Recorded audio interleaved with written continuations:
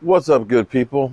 Mark Holmes here, and as always, I want to say thank you all for watching, commenting, subscribing, and being part of the Jobu Sports Report. Without you guys, as well as you ladies, you know that this literally does not work. I hope everybody's having a great Sunday, and it's been good to be home. It was good to be doing my live stream here from a man cave because I had all my bells and whistles and stuff.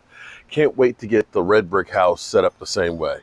And I'm glad to say that we are now officially under 60 days till the kickoff of the NFL season. 59 days and about 23 hours from now, we will be actually watching games. And I will be so happy when we actually get to it, because I'm sick and tired of all of the Dallas Cowboys slander. You know, literally, the Cowboys are going to go 0-17. The Cowboys are the worst team in the history of the NFL. That is, if you listen to the talking heads. Dak Prescott sucks. He's terrible. He's, if you listen to everybody out there, this is the last chance, the last ride for Dak Prescott. And it seems like I keep hearing that story every single year. And it's crazy. And here it is. Now, some of this stuff is just crazy. There is the hype train for the Philadelphia Eagles right now, that everything that the Eagles have is the greatest thing ever. So they rate that Pro Football Focus came out with open air yards as a stat. They had Diggs versus Big Play Slay. And, you know, the guy who's got 17 interceptions over the last 3 seasons, he's a bum. And Big Play Slay, because of open air yards, I don't even know what the hell that is. They've got Diggs with like 98 and Slay with 58. But it gets deeper. So they have the best cornerback duos, Bradbury and Slay, as number 1 in the NFL. And they have the Cowboys at number 2 with Diggs and former NFL defensive MVP Stephon Gilmore. Now, correct me if I'm wrong. Hasn't Dak Prescott played against those guys, I believe, 3 times? And correct me if I'm wrong, the garbage-ass quarterback, the dink and dunker guy, has put up 40 or more points in each of those 3 games. Now, I get people saying, commenting and saying, this clown, cries about Dak Prescott more than any other player in the NFL. Well, there's a reason that happens, because nobody, and I mean nobody, gets trashed and shit on like my quarterback, Dak Prescott. And it's crazy because what happens is, when you talk about Dak Prescott, you guys literally don't hear or see anything. You are so shaded and blinded by the facts that are in front of you. When we talked about, and it's like, now he's slandering a Hall of Fame. I'm not slandering, I'm putting the facts out there. Warren Moon, 288 touchdown passes, led the NFL in interceptions twice. 233 interceptions. Doesn't mean he wasn't a great quarterback. Played longer than just about anybody.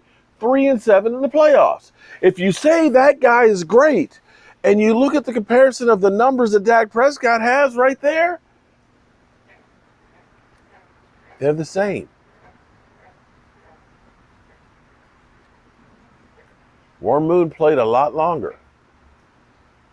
And it was so funny listening to Rashid.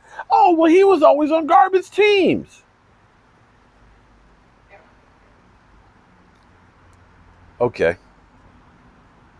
So when Dak Prescott had Cole Beasley as his number 1 and an injured Terrence Williams and an Allen Hurns and so on, no tight ends, and they were 3-5, and you actually gave him a weapon in Amari Cooper, that team turned around. That team won their division at 10-6. Players matter. Players matter. I go through, well, Dak Prescott, he sucks in the play. When the playoffs come, he sucks. And I sit here and I say, look at the numbers for Dak Prescott versus guys that have gone to Super Bowls before.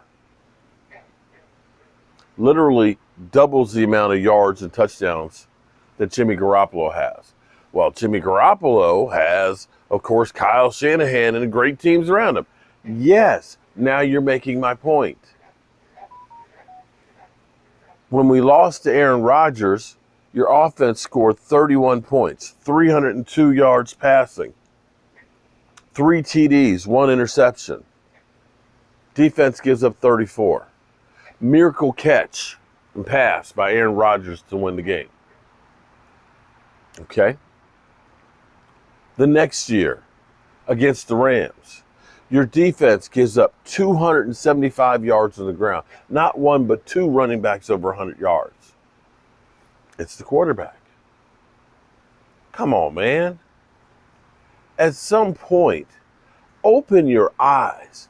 And it's crazy when I sit here and I just listen to everything that is the hype train for the Eagles. You know, I said to Philly 500, who's now on record saying, it's reckoning for Dak Prescott. Okay, all right. That after one good year of Jalen Hurts, that he is the greatest quarterback the Eagles have ever had. Come on, man. I tell you what, I said to Philly, at some time, at some point, the bills are going to come due on all these checks that you're writing. Yeah, there is no way in the world that the Eagles have the best quarterback, the best offensive line, the best wide receivers, the best secondary now, best defensive line, that all of that shit, if they got all of that, then they got to go 17-0 and blowing mother humpers out. Do you honestly believe that's going to be the case for the Eagles? I don't. And I can guarantee you, I'll be right here when they fail. I'll be right here. Yeah. Unbelievable. Unbelievable. A team that deconstructed and rebuilt last year goes 12-5, second year in a row, playoffs, 2 years in a row. Get some better talent, and somehow they suck. Yeah. Well, we'll find out in 2 short months. Season will start, and we'll see what we gonna see. And I can't wait. I am so thankful for all of you great fans out there. I want to say thank you to all the new subscribers that have joined Jobu's Day Job, where we've been, of course, doing the Red Brick House. And shout out to my man Jet D, who's at the house right now, doing some work on the house, on the tile and stuff. I appreciate you, Jet. And I'm so blessed to have all of you guys, as well as you ladies out there. For some reason, I'm really tired tonight. But my heart is full and thankful. Remember, good people, tell the people you love them. Because you might not get the chance again. And I love you guys. God willing, I'll see you tomorrow.